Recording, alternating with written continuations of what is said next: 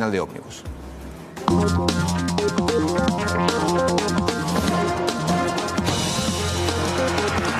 Antes del mediodía se procedió a la aprehensión de una persona adulta sobre un supuesto hecho de abuso en niño. En este caso, una niña se acercó a un personal comisionado en la terminal de ómnibus manifestando de que fue víctima del hecho recientemente mencionado. En consecuencia, se logró localizar al supuesto autor, procediendo a su aprehensión, trasladando a esta dependencia policial y puesto a disposición del Ministerio Público. En ese sentido, la niña, aparentemente víctima de ese hecho, en compañía de sus padres, como así también funcionarios de la CODENI, se acercaron a esta dependencia policial y realizaron la denuncia correspondiente. Por todo lo relatado, informado al Ministerio Público, quien decretó la prisión preventiva del ciudadano indiciado como el supuesto autor del hecho. ¿Quién es? En este caso, nosotros como personal de la Policía Nacional reservamos todo tipo de identidad al tratarse de un caso en donde está involucrada una niña. Por lo tanto, entonces, tanto la identidad de la víctima como del supuesto victimario estamos reservando ante los medios. ¿La edad no se puede decir? Es un señor de 67 años de edad, domiciliado en un barrio de la ciudad de Encarnación, que casualmente se encontraba por el centro, supuestamente iban a realizar algunos trámites. En ese sentido, cabe mencionar que la niña se encontraba en una parada de transporte público en compañía de otra compañera de grado, momento en el cual supuestamente este señor desciende de un transporte público y al momento de pasar entre ellas supuestamente se produjo lo manifestado por la niña.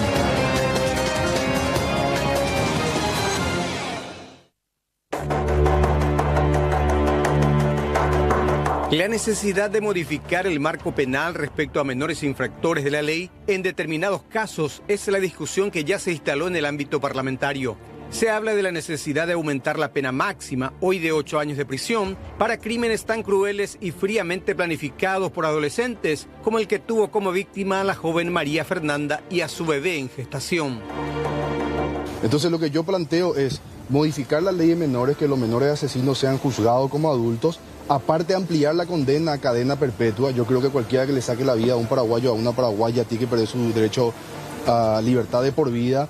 3, activar este plan de rehabilitación obligatoria que a mí me parece muy interesante, porque no es que le mandamos, los perros te dicen a los Bukele, ¿verdad? No es que le mandamos a los Bukele a una cárcel a que se pudra. Nosotros buscamos una rehabilitación, pero no voluntaria, obligatoria. Cualquier persona que tenga el atrevimiento de sacar la vida de un paraguayo o de una paraguaya tiene que perder su libertad, su derecho a la libertad de por vida. Este joven hoy que va a ser sentenciado por el crimen de Fernanda, va a salir a los 25 años. Y a los 25 años va a ser un criminal profesional cuando salga de Tacumú. Estamos viendo con otros colegas la manera de presentar de que para aquellos menores de edad que cometieron algún tipo de delito, hagan el servicio militar obligatorio. Y ese servicio militar obligatorio van a estar dentro de las oficinas castrenses, en donde corresponda, y va a tener un régimen totalmente diferente. Reconocidos juristas del ámbito penal coincidieron en señalar que la solución no pasa por el solo hecho de aumentar las penas o bajar el umbral de imputabilidad. Sí se podría elevar, pero no equiparar a la de un adulto, pues yo creo que ahí sí tendríamos unos inconvenientes de orden constitucional. Elevarse por lo menos hasta el 50% de la pena para un adulto, pero no se podrían aplicar, por ejemplo, las medidas de seguridad. Aparenta que 8 años de pena privativa de libertad no sería el marco penal correcto, pero tampoco la imposición de una pena privativa de libertad superior va a generar ningún tipo de posibilidad real de que esa persona eventualmente sea readaptada a las pautas de comportamiento y ella en sí misma no sea un peligro para la sociedad. Lo cierto es que se trata de una problemática bastante compleja que requiere un amplio abordaje interinstitucional.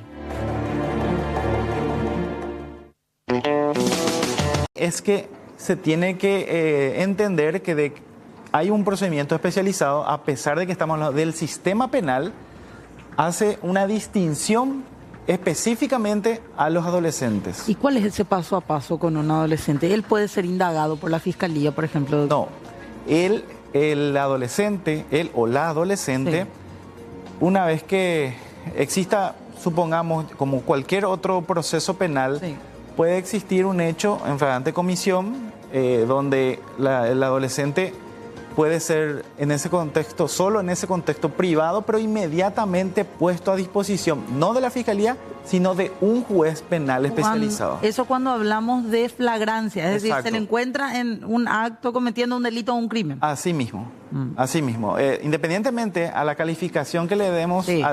siempre hablando de un Cometiendo un supuesto hecho hecho porque Sí. igual rige para los mismos la presunción de inocencia, el juicio previo, entonces siempre se habla de un supuesto hecho. No se comunica a la Fiscalía. Se comunica porque claramente es el que tiene la representación de la acción Sí. y de inmediato la fiscalía no puede ordenar detención. Ah, ok. No puede, así como ocurre con el adulto. Sí. En este caso nos rige el 240 que le da facultades al Ministerio Público de ordenar la detención del adolescente. En este caso, solo el juez establece esa posibilidad porque eso lo dice el artículo 427.4. Pero puede ordenar detención el juez. El juez. Puede ordenar el juez, puede ordenar, pero le tiene que solicitar al Ministerio Público Pero tiene que ser un juez de niñez y adolescencia. de penal adolescente. Penal adolescente. Eso es bueno que lo haya dicho porque hay que distinguir. Existen los jueces de la niñez y adolescencia y existen jueces penales de la adolescencia. Ah. Porque no hay juez penal de la niñez. Claro. Entonces, El juez de la niña el que entiende, por ejemplo, casos de filiación, ese tipo de exacto. situaciones. Filiaciones, Alimentos. exacto. Todo lo que es puramente, diríamos, la vía civil del Pero para menor. entender, no, porque esto tenemos varios minutos para charlar, pero los delitos están tipificados por el Código Penal. Así mismo, como le dije, como para- no tenemos pues una norma específica, Ok. es decir, un código específico, sino tenemos un capítulo tal. Entonces, lo que usamos es el Código Penal, o le llamamos Código Penal Común, le dice la 1680, donde en el artículo 13 nosotros identificamos qué son delitos y qué son crímenes. Hablamos de delitos cuando el marco penal va hasta 5 años. Hablamos de crímenes cuando supera los 5 años. Doctor, en un segundo vamos a pedir que por favor nos diga los puntos principales en lo que se diferencia un proceso cuando la persona investigada es un adolescente. Sí, En sí. un ratito, así, Sí, sí. y insistir un poco sobre eso, Fer, porque tenemos más gente para charlar en la tarde-noche de hoy. Así es, está vía Zoom el psiquiatra Agustín Barúa Cafarena, a quien lo saludamos muy atentamente. ¿Cómo le va? Gracias por atendernos. Escuchándoles muy atentamente. Gracias, doctor, por atendernos. Bueno, creo que esto, hasta plantearlo un poco para todos, ¿verdad? Un caso de violencia como el que nos toca vivir, nos cuesta un poco abordar, doctor, ¿qué podemos decirle a la gente que estamos, o a nosotros mismos, ¿verdad? Que estamos que estamos conmovidos realmente por el último caso que ha tenido tanta notoriedad. Sí. Yo les quiero decir desde dónde lo voy a hablar. Le voy a hablar como investigador en salud mental comunitaria. Yo trabajo desde la psiquiatría y desde la antropología. Y ahí primero quiero introducir 3 puntos centrales para poder pensar este proceso, ¿no? Según cómo estamos viendo las reacciones. La primera es, nosotros creo que tenemos como sociedad una fantasía de que el castigo sirve para todo. Inmediatamente reaccionamos. El problema con el castigo, pensado así, es que es desde el miedo. Y el miedo nos impide pensar. Cuando yo tengo miedo, ataco o me defiendo, pero no pienso. Lo segundo que tenemos como elemento para ver por qué operamos desde tanto el castigo es que tenemos una historia traumática como sociedad muy fuerte. Uno generalmente reproduce lo que recibió y hemos recibido mucho castigo como sociedad, ¿no? Tenemos una especie de pedagogía de la insensibilización de tanto castigo acumulado, ¿no? Es una sociedad acostumbrada a anular su sensibilidad. Entonces, cuando el dolor aparece tan fuerte como ustedes están testimoniando, hay una especie de anestesia del castigo, ¿no? Y el castigo, ¿por qué anestésico? Porque es más fácil encontrar un culpable y cerrar la puerta. Pero el horror va a volver, porque no lo desmontamos.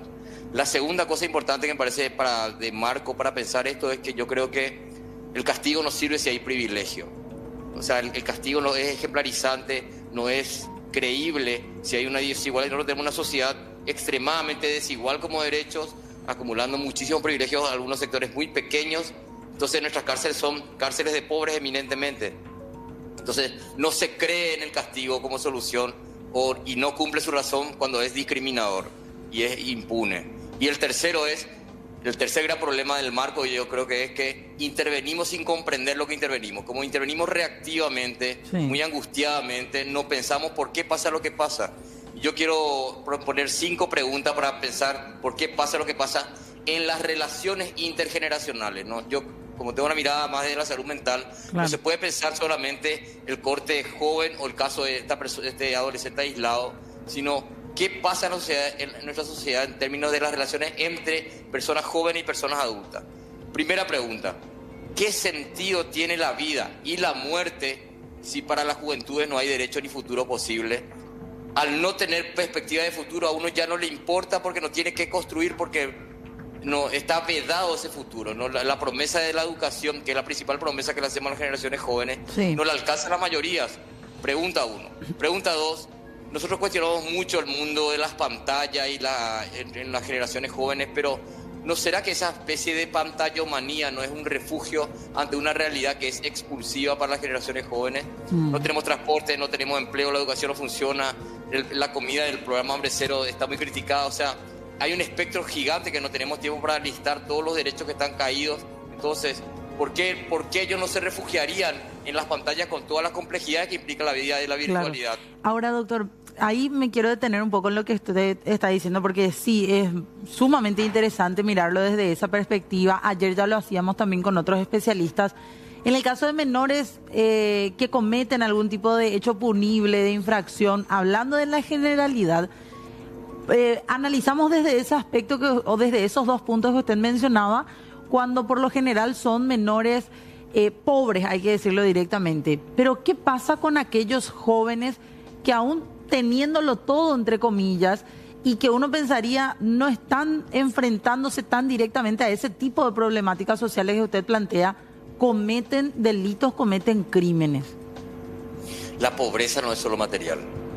Me voy a quedar en tus comillas. La pobreza es afectiva, la pobreza es de escucha, la pobreza es de atención, la pobreza es de pausa y tiempo y energía. Sí. O sea, nosotros pensamos que a veces está circunscripta a los derechos materiales y esos son concretos y son ineludibles. O sea, no hay salud mental con hambre. Pero ¿hasta qué punto no hay pobres ricos? Pobres ricos materialmente, pero pobres simbólicamente, afectivamente, como en esta lista de cosas que decía. Eso es una cuestión que me parece importante poner. La otra importante que cubre a toda la sociedad es, estamos en una especie de mafiocracia, ¿no? Donde se arreglan las cosas con recomendaciones, con amenazas, con sicarios. O sea, ¿qué es lo que nosotros le pedimos a las generaciones jóvenes cuando que el mundo adulto cada vez más alevosamente mafioso? ¿Por qué los jóvenes no van a ser mafiosos también? Van a ser abusivos, atropellantes, crueles, etcétera, si es el modelo de éxito adulto que estamos poniendo, ¿no? Y el otro elemento importante que también tiene que ver con, miren, siempre la mirada intergeneracional. ¿Cómo le vamos a pedir a la juventud que sean claros emocionalmente y que pidan ayuda cuando nosotros, el mundo adulto, no tenemos ese hábito, ni esa costumbre, ni esa validación para pedir ayuda? Si la mayoría de las personas adultas somos bloqueados emocionalmente, ¿con qué cara le pedimos a ellos que ellos sean claros, que se conecten, que sientan, que se abran, que nos cuenten, cuando que nosotros, el mundo adulto, les mostramos lo contrario, ¿no? Entonces hay muchas cosas que, a modo de ejemplo, que el mundo adulto estamos haciendo lo contrario de lo que le pedimos a los jóvenes, ¿no? Doctor. Ahora yo listé 5 preguntas, cierro con esto, listé 5 preguntas, pero no de nada nos sirven las preguntas si no tenemos una actitud abierta de escucha. Nosotros tenemos un listado gigantesco de eventos. Yo suelo ir a televisión cada cierto tiempo, cada vez que explotan estas cosas. Sí. Pero nosotros no escuchamos las explosiones, o las escuchamos un ratito y después albirroja corazón, ¿verdad? Después nos vamos a otra cosa. Entonces, que tenemos que hacer un ejercicio muy autocrítico como mundo adulto para ver por qué nos cuesta escuchar tanto estas interpelaciones juveniles. Estamos comunicando de una manera constructiva, ¿usted cree, doctor, esta situación última de violencia? Como medio me decís seguramente. Como medio, como periodistas en general. Mira, yo no hice un seguimiento riguroso del espectro de informaciones, pero yo creo, voy a hacer algunas críticas, no a lo que no vi, porque no lo vi, pero algunas cuestiones que a lo mejor suele ser un abordaje en este tipo de situaciones. Una es la espectacularización. La otra es la sentimentalización que a veces abruma la reflexión. La otra es la imposibilidad de contextualizar en qué contexto se dan estos eventos aislados individuales, ¿no? O sea, si nosotros nos situamos en el contexto, vamos a quedarnos solamente en un recorte individual y no vemos la problemática estructural de la salud mental que genera esto, ¿no? En una sociedad sin derechos, esto va a pasar acá, va a pasar en San Gervasio, Colonia Independencia, va a pasar en tu barrio. O sea, las condiciones de vida donde se produce este sufrimiento individual son las que generan en gran medida esto. Entonces necesitamos hacer ese ejercicio de ir de lo particular a lo general, ¿no? Que yo creo que son algunas de las cuestiones que a veces nos impiden aprovechar la presencia mediática, que por otro lado tiene un lugar de contralor, ¿no? Pero ahí hay otro problema también, que es la construcción del lugar de juzgar en términos morales, ¿no? A veces es tan apasionante el lugar de juzgar que perdemos la reflexividad. Entonces hay como un embelezamiento del juicio, es malo, es bueno, es culpable.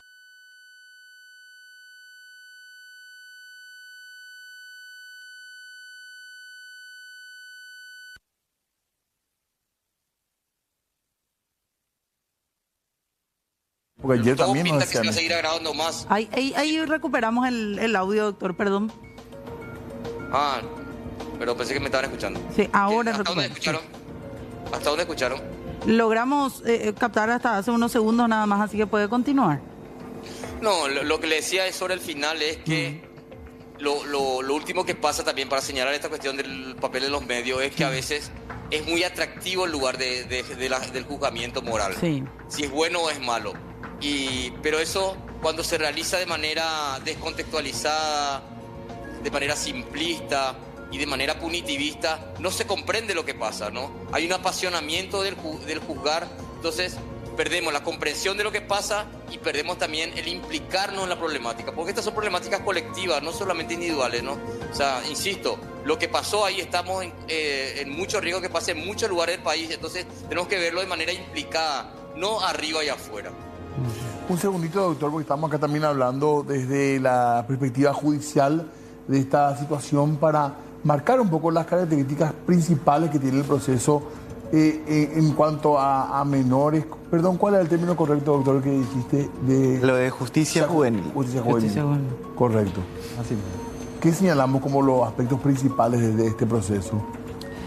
Dentro de lo que ya había dimensionado un poco la especialidad, el proceso penal, entonces, como le estaba dimensionando, la estructura es siempre dentro del sistema penal, pero tiene fases totalmente, diríamos, distintas al adulto, en el sentido, como ustedes hace rato mismo se percataron, el adolescente no va ante el Ministerio Público, él no puede ser indagado ante el Ministerio Público. ¿Son plazos más cortos? Eso siempre queda al criterio del juzgador, pero sí se recomienda siempre, porque el plazo siempre es de los 6 meses de investigación que está dentro del vértice del Código Procesal Penal.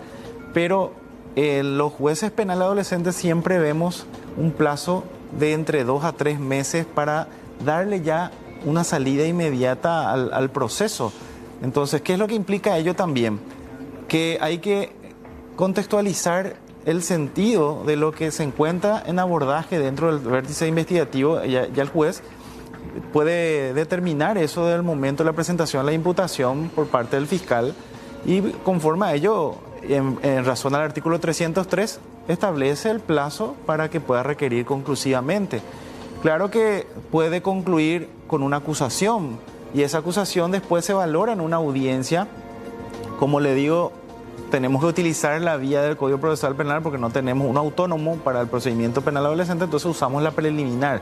Y en esa preliminar el juez analiza si envía a juicio oral y público al adolescente o se da una salida procesal alternativa dentro de esa audiencia preliminar.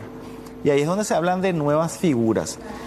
Hay una expresión que está, diríamos, muy en auge hoy día, hablar de pena del adolescente. Sí.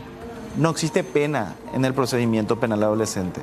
En el procedimiento penal adolescente existen 3 formas de medidas: la medida socioeducativa, la medida correccional y la medida privativa de libertad. ¿Por qué se habla de medidas y no penas? En principio, porque nosotros luego en el Código Penal hablamos que nosotros tenemos un sistema vicarial. Entonces, está mal decir penas al adolescente porque no se llega a la pena, se llega a una medida. Si es que es el último recurso que tiene el proceso, porque eso lo advierte, incluso las reglas de Beijing advierte que sea la última ratio el tema de la medida privativa de libertad, porque para ello está la socioeducativa, la correccional, y hay una figura el cual nosotros hemos ratificado como Estado parte de estas convenciones, de empezar a adecuar a todas las realidades, que es la figura de la remisión. Para ser práctico para la ciudadanía, ¿qué es la remisión? La remisión es aquello que busca vincular al adolescente en un estado, en un sentido restaurativo. Es como una justicia restaurativa, a los efectos de que se llegue otra vez a la paz social, se reivindique el sentido de la paz social, el adolescente pueda continuar con todo su entorno de educación, de deporte, vida normal, con el sentido también de que la víctima tenga ese plano de ya estar conforme con las disculpas, las formas en cómo se puede dar por esa vía. Pero esa es la figura de la remisión para el adolescente. Entonces hay varios parámetros dentro del procedimiento penal que claramente no se dan en el adulto. O sea, pedir más pena en un caso así es absolutamente incorrecto entonces. La pena, le hablo de manera general, en cualquier proceso no se da, no se puede dar porque el sentido de reproche es totalmente distinto que el adulto. No se adecua luego. Nosotros tenemos una construcción que denominamos la teoría del delito, en donde decimos que una vez que se contextualiza el parámetro del reproche, se llega a la punibilidad, a la pena. En tanto, el adolescente llega a una medida privativa de libertad, porque el reproche es totalmente distinto al adolescente. Y no lo digo, esto lo digo propiamente por las disposiciones normativas, porque esto quiero aclarar, porque a veces la ciudadanía malinterpreta, esa es la posición del mismo. Esta no es mi posición, es lo que está en la norma. Yo estoy nada más informando lo que existe dispositivamente y por qué hoy día se habla de este procedimiento, lo que estoy mencionando. Ya ustedes sabrán quienes encuentren de repente articulaciones sociales, valorativas, pero esto es lo que está en la norma, es lo que yo informo. Entonces, esto es puramente técnico. ¿Y por qué se llegó a esto? Bueno, estarán los informes científicos que comprobaron el sentido de reproche, de imputabilidad. Eso se llegó a los vértices internacionales, los cuales consideraron disponer internacionalmente tratados, y nosotros lo que hicimos es ratificar los tratados. Entonces, desde ahí en adelante, nosotros estamos sobre la base del Pacta Sunt Servanda. Sí. Queremos ir cerrando también la conversación con el psiquiatra, particularmente con el doctor Barúa Cafarena. Y a mí por lo menos me quedaba una pregunta que iba más o menos ligada, doctora, a lo que tiene que ver con la consulta que le hacía Diego. ¿Cuál es el abordaje que a nivel sociedad y a nivel comunidades tenemos que hacer cuando hablamos de hechos de feminicidio? Porque muchas veces algunas personas dicen, pero se replican cada vez más casos por eso que usted decía, quizás la espectacularización de un crimen tan deleznable. Hay todavía patrones de comportamiento machistas que se siguen reivindicando en una sociedad. ¿Cómo trabajar con eso, con las comunidades, por sobre todo? Porque vemos cada vez que los autores y las víctimas de este tipo de casos son cada vez más jóvenes. O sea, que yo soy bastante machista, así que yo transferiría la respuesta a gente de los movimientos de mujeres feministas organizadas que tienen mucha trayectoria. Pero te voy a responder no centrado en la cuestión feminicida, sino centrada en lo delincuencial de la cosa. Yo creo que hay tres ejes fundamentales que creo que hay que acompañar y monitorizar. El primero es, ¿qué hacemos con la democracia fallida, donde los privilegios son para las minorías y los derechos ausentes son para las mayorías, ¿no? Ese es un gran tema de salud mental. No es solo un tema político en el sentido convencional, sino un tema de salud mental. Tenemos tantas instituciones rotas que no funcionan para lo que dice que tendría que ser. Entonces, ese es un gran tema. Segundo tema que me parece importante es la salud mental adulta. Nosotros pensamos mucho que los jóvenes tienen problemas y no vemos los problemas que tenemos las personas adultas. Estamos trancados emocionalmente, solos, aislados, sin derecho a pedir ayuda, sin conexión emocional con lo que nos pasa. Entonces, ese es un gran tema también que yo creo que trabajaría. Y el tercero es, yendo directamente a las generaciones jóvenes, es potenciar las organizaciones juveniles, ¿no? Voy a dar un ejemplo muy clásico de nuestra sociedad. Hay muchísimos colegios que no tienen centros de estudiantes, hay muchísimos centros de estudiantes que en realidad son dirigidos por personas adultas. Entonces, todo lo que haga a la participación infanto-adolescente crítica va a reparar la salud mental. Entonces, estos para mí serían como los tres ejes fundamentales, resumiendo un poco esta discusión. Doctor, le agradecemos mucho. Gracias, por este contacto. Vamos a estar volviendo a acudir a su opinión y también a su análisis cuando así sea necesario. Con gusto, agradecido, un saludo para la gente. Muy amable, doctor. Bueno, ahí están, varios puntos que tenemos también y Sí, en nuestro debe también quedan algunas cosas, ¿verdad? Sí, le agradecemos también aquí al doctor Garcete que nos siga acompañando. Le vamos a pedir unos minutitos porque tenemos que hacer una pausa y enseguida volvemos. Okay. 19:39, tema apasionante realmente y que nos exige también un poquitito pensar políticas a futuro, ¿verdad? Así es, estamos aquí hablando con el juez penal de adolescencia, Matías Garceta, a quien le agradecemos nuevamente que esté con nosotros en esta tarde-noche. Se hablaban de una serie de posibilidades, doctor, de modificar, decíamos, no podemos hablar de pena, pero sí decían, tenemos que bajar la cantidad o la edad de imputabilidad de un adolescente. Planteaban otras medidas, decían 8 años como una medida privativa de libertad para un adolescente es poco, tiene que ser más. ¿Se puede realmente esto o de qué estamos hablando cuando hablamos de este tipo de modificaciones? Bien, a su pregunta, yo esto lo voy a contestar no como juez, como docente lo voy a hacer. Dentro del margen dispositivo que tenemos nosotros como país, tenemos, como ya advertí hace rato, las reglas internacionales como la de Beijing, que advierte que los estados parte deben promocionar las sanciones con el menor tiempo posible. Y eso se identifica de dos formas. Uno, para las cautelares, porque una cosa también es la cautelar, que en el contexto de los adolescentes se denomina a la vez medida provisoria. Nosotros no usamos el código procesal que advierte que para privarle libertad a un adolescente tengamos que valorar el sentido de peligrosidad, de fuga, obstrucción al proceso, como se da entre los adultos con los artículos 43 o 44.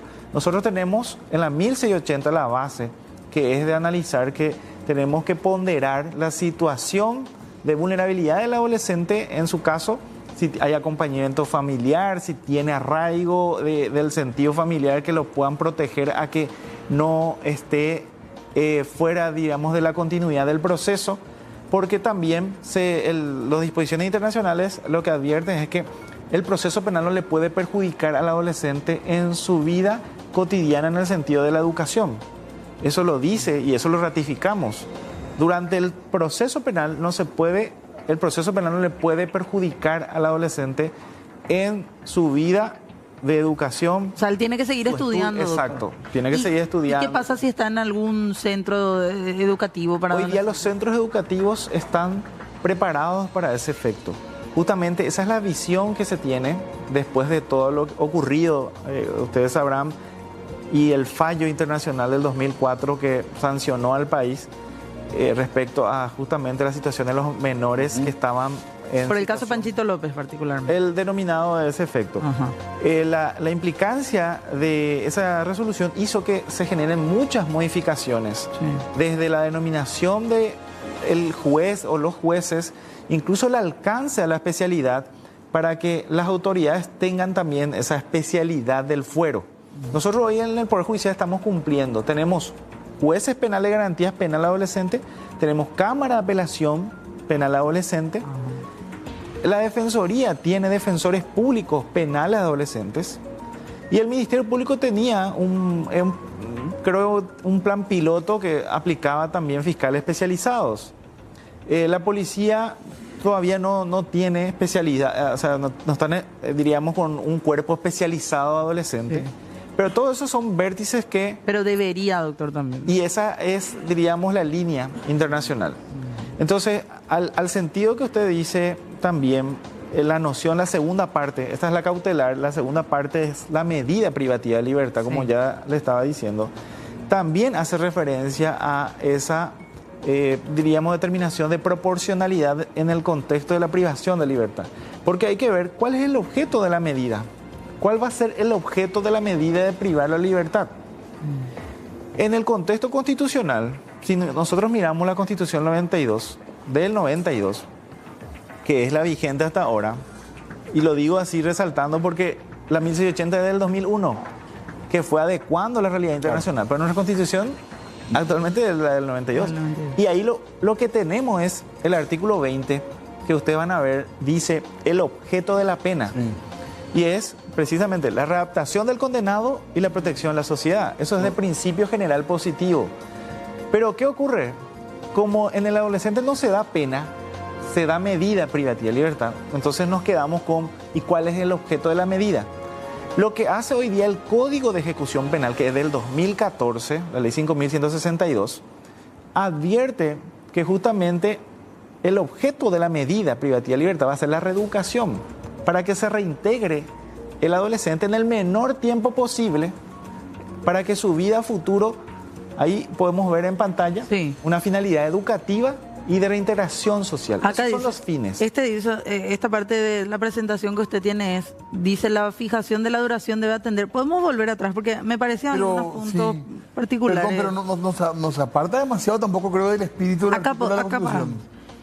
En el sentido de la reeducación, digamos, ¿verdad? Diríamos que sigue siendo de prevención especial positiva, pero con un nivel más enfocado en la el reeducación. contexto. Sí, el parámetro está justamente de visualizar cómo va a ser la vida futuro del que está privado de libertad. Dice, doctor, la medida mínima de 6 meses es para un adolescente. Hoy día nosotros tenemos que en caso de medida privativa de libertad será de 6 meses a 4. Y lo que advierte la norma en el 207 de la 1680 es que podrá prolongarse cuando el hecho punible se tratase de crimen según se califica en el artículo 13 del Código Penal Común.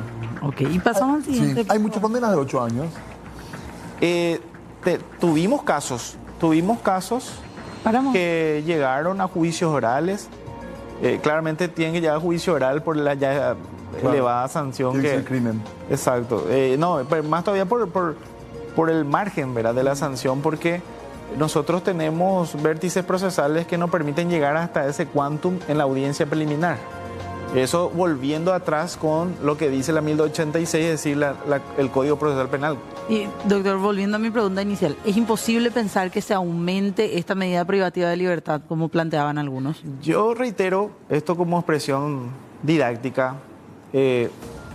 Miremos las disposiciones normativas. Yo hablo solamente de lo técnico, como le digo. No es mi posición, es lo que existe, es lo que trazamos dispositivamente.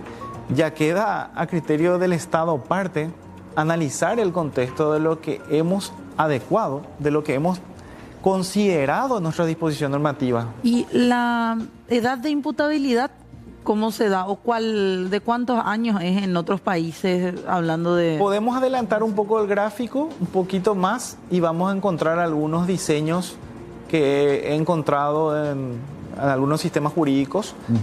Estas son las reglas internacionales. Que usted ya ha mencionado. Exacto, que he dimensionado. Un poco más. Y ahí vemos, acá está. Ahí tenemos el siguiente. El siguiente va a explicar bien, por ejemplo, Chile. Sí. Tenemos un nivel de imputabilidad a partir de los 14, igual que nuestro vértice legal, y tiene una sanción máxima de 10 años. O sea, eso, a nivel Iberoamérica, diríamos, es el vértice más elevado que van a encontrar. Chile es el más alto. Entre los que están dentro de... ¿Y Argentina qué pasábamos? Argentina tiene un vértice ahí de tratamiento distinto, porque tiene, otra vez está, o considera, mejor dicho, la sanción de acuerdo a los delitos que tengan una sanción más de 2 años de pena privativa de libertad según su código penal, ¿verdad? Pero fíjense los siguientes, después de Chile, no recuerdo, Colombia también tiene nuestro mismo marco, ¿verdad? Claramente, lo que yo le estoy mostrando es lo que llega, a lo que llega. Claro. El margen máximo de lo que llega. O sea, Colombia también tiene. Estas son fuentes oficiales, son de fuente abierta, ustedes lo pueden ver, ahí justamente está hipervinculado esto. Sí. Otro, nada más para mostrarle por último, otro caso, el siguiente.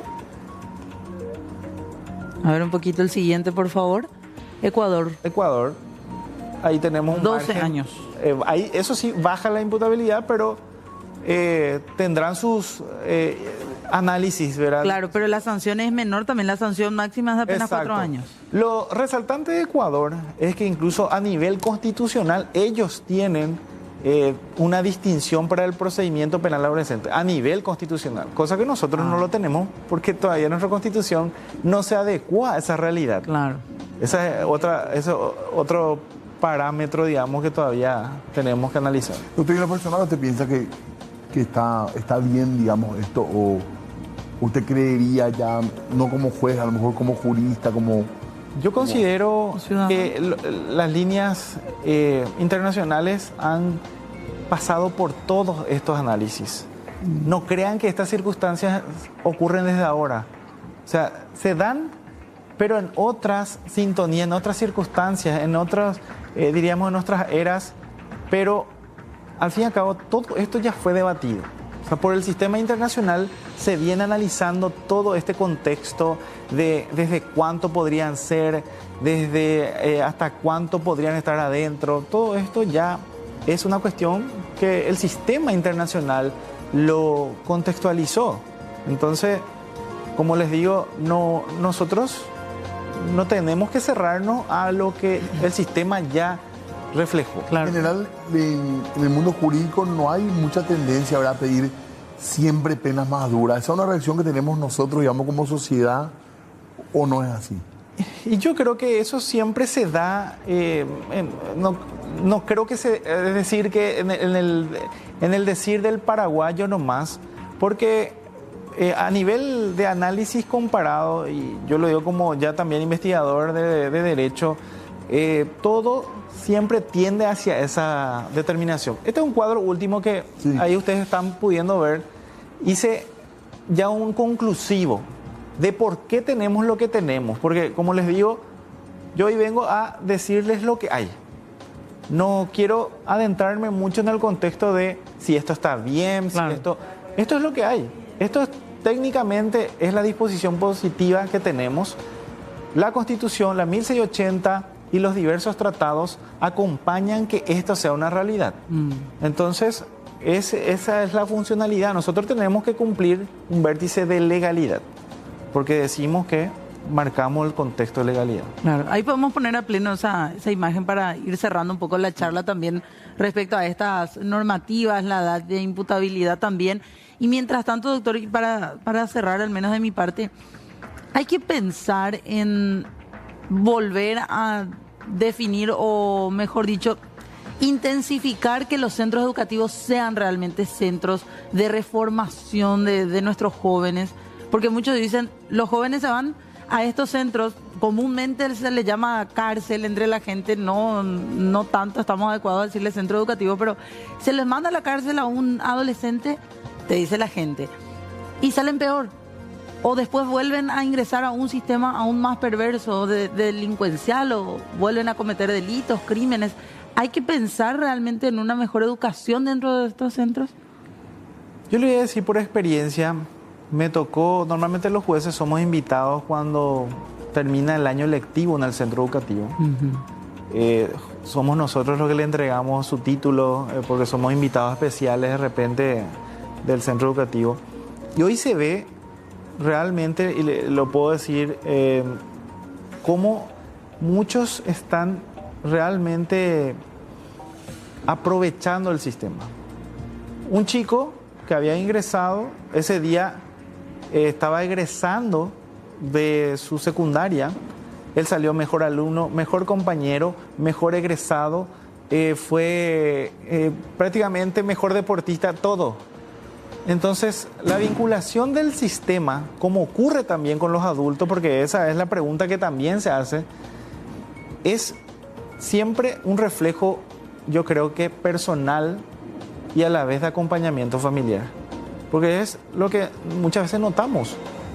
Ahí están muchos chicos que tienen acompañamiento de su familia y otros que por circunstancias de imposibilidad material, porque la familia no puede costear para irse hasta esos lugares, para ir a visitarlo y demás, de repente se quedan como un poco más solos, ¿verdad? Pero la realidad es que realmente el sistema, ustedes tienen que ver, el centro educativo, hoy día incluso estamos aportando, hace poco se habilitó la peluquería, y todas las donaciones de los juzgados estamos remitiendo para que se compren los insumos. Ellos están gestionando eso, están perfeccionando en labores, diríamos, en varias formas en cómo ellos van a poder potenciar una vez que salgan. Ese es el ideal, ¿verdad? Claro. Reeducarse. Entonces, yo creo que no tenemos que cerrarnos a lo que hay, porque capaz no lo conocemos todo. y a veces ocurre que una circunstancia fáctica promociona que volvamos a traer a colación el análisis que siempre se fue haciendo a nivel internacional. Claro. Doctor, muchas gracias por el tiempo, ha sido muy amable. Por favor, muchas gracias a ustedes por la invitación y espero que la ciudadanía pueda comprender, como les dije, esta no es una posición personal, esto es una integración normativa de lo que hay para que sepan por qué existe este procedimiento penal adolescente. Muchas gracias. Gracias, doctor. Nosotros nos vamos despidiendo ya, Diego. Volvemos mañana con más puntos de vista, por supuesto, ya día viernes.